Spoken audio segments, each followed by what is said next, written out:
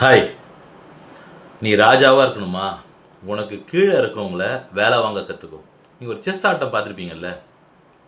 அதில் பார்த்தீங்கன்னா சிப்பாய் போய் சண்டை போட்டு உயிரை கொடுப்பான், மந்திரி போய் சண்டை போடுவார், யானை போய் முட்டும், குதிரை பறக்கும், ஏன் ராணியே சண்டை போடுவாங்க. ஆனால் ராஜா சைலண்ட்டாக இருப்பார். ஆனால் அவர் தான் ஆட்ட நாயகன்.